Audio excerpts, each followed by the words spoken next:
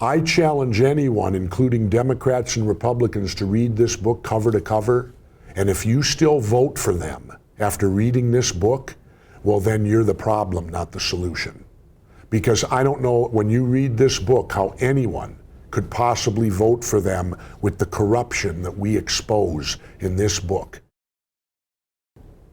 Here with Jesse Ventura with your new book, maybe the most creative title, the DemoCRIPS and ReBLOODlicans. You're good at that. ReBLOODlicans. And the key title's at the bottom, no more gangs in government. Gangs you know of. I mean, you were a member back in the day, right, of the Mongol Motorcycle Club. That's right. So in my youth, I was third in command of the South Bay chapter of the Mongols Motorcycle Club. So I know gangs and I know political parties now. So what do the Mongols have in common with the Democrats and the Republicans? Everything. They're set up identical. When you're in a gang, loyalty is to the gang first. Second loyalty is to how the gang makes money. That's their loyalty. The party first, the party donors second.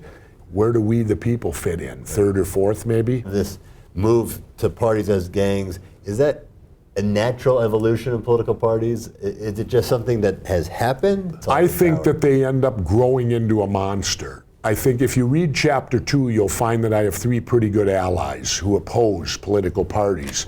And that's George Washington, Tom Jefferson, and John Adams. Pretty good allies who created this country, especially Washington. He had nothing good to say about political parties. Maybe initially they're like a good thing. People that with like-minded thinking band together, much like a union, right, to accomplish things. But I think they grow into the monster that they are today.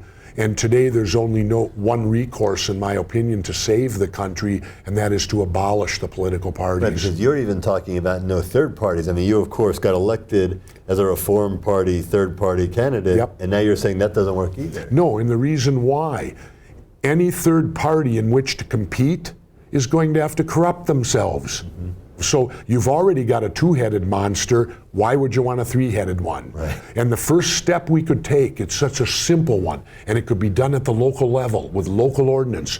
Remove their names from the ballot. Mm-hmm. Why do we have Democrat and Republican on the ballot? That's done for their purposes. Mm-hmm. Because then you as a voter, if you're conservative, you don't have to know the candidate. You look for that word Republican, and that's the one you hit. If you're liberal, you look for Democrat. If you remove those names, then it becomes inherent for the voter to educate themselves.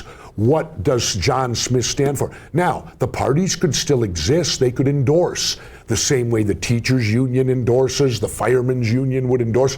You could still gain the endorsement of this political machinery. You could still caucus in a legislature with parties. Well, yeah, I guess. And that's another thing. Wouldn't that That's another simple thing. Seat everybody alphabetical. They don't do that, do they? It's one gang on one side of the aisle, the other gang on the other side of the aisle. Remove that. Seat everybody alphabetically. Do you see yourself running for office again? If a grassroots movement started in this country and they got me ballot access in all 50 states, and if they could guarantee me through the movement I could participate in the debates, I will run in 2016. Is that a promise or a threat? It's both. But you never say you certainly could, because certainly things could happen in my life that could stop me from doing it. What if I became ill? What if I got cancer or something of that nature? But you have to have the debate access. I proved that in Minnesota. When they set these standards, like nationally now it's 15%, you gotta be polling, that's a bunch of garbage. Because at the primary in Minnesota, I was polling 10%. 7 weeks later, I was the governor because I was allowed to debate. See, in Minnesota, you have major party status with 5%. So we had major party status. So 5% was the threshold. Well, and I proved you could win at 10% 7 weeks later. Well, I can see that's that. why they don't want, that's why what'll happen, they'll keep lifting the bar. If you qualify at 15, then they'll raise it to 18. Anything to keep you out. Now here's a point to you, and especially here at Forbes, which is a great private sector company. Why do we encourage competition in the private sector and yet we discourage it in the public sector? We haven't had a third candidate up there talking for president now in 20 years, since Ross Perot in 1992. That's 20 years ago. Get where I'm going? Why, in the private sector, they tell you competition's good. Public sector, I guess it's bad, isn't it?